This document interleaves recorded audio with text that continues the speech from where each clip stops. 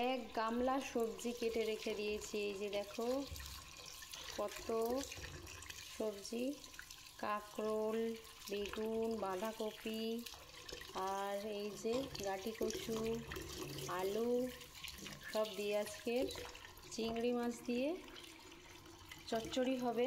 তো এখনও চিংড়ি মাছটা আমি বাছিনি, তো বেছে নিই। আজকের রান্নাটা একটু ঝটপট সেরেছি, কারণ আমি আগের দিন আমার দুটো ঘরের মধ্যে একটা ঘর পরিষ্কার করেছি। যেহেতু এখন ভাদ্র মাস চলছে, তো ভাদ্র মাসে ঘর তোর পরিষ্কার করতে হয়। আর ভাদ্র মাসে মহালয়ার আগে কিন্তু পরিষ্কারটা করলে বেশি ভালো, মহালয়ার পরে কিন্তু করা যায় না, শুনেছি যেটা। তো আমি তাড়াতাড়ি আজকে রান্নাবান্নাটা সেরে নিচ্ছি। ছোটো ঘরটা বাকি রয়েছে, ওই ঘরটা আজকে পরিষ্কার করব। তার জন্য ঝটপট এই যে সবজিগুলো কেটে নিয়েছি। আজকে সবজির একটা চচ্চড়ি হচ্ছে চিংড়ি মাছ দিয়ে, আর হয়েছে মাছের ঝোল। সবজি প্রায় রেডি হয়ে এসেছে, দেখতেই পাচ্ছ তোমরা, একদম সবজিটা হয়ে এসেছে। আমি সকাল সকাল যা কিছু রান্না করেছি সব সকাল সকাল করে নিয়েছি।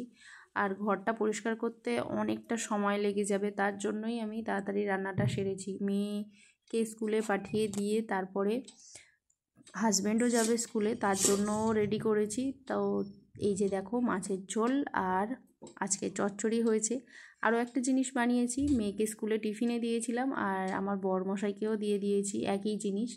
এই যে দেখো চচ্চড়ি, মাছের ঝোল, আর এই জিনিসটা হচ্ছে মটর আর কাঁচা ছোলা। মটরটা সিদ্ধ করে নেওয়া, আর পেঁয়াজ, কাঁচা লঙ্কা, টমেটো কুচি এগুলো দিয়ে একটু চানার মতো করে বানিয়ে দিয়েছি, আর একটু টক দই দিয়ে দিয়েছি।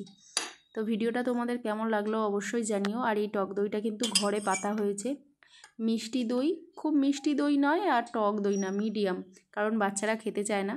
তো আজকের মতো টাটা, সবাই ভালো থেকো, সুস্থ থেকো।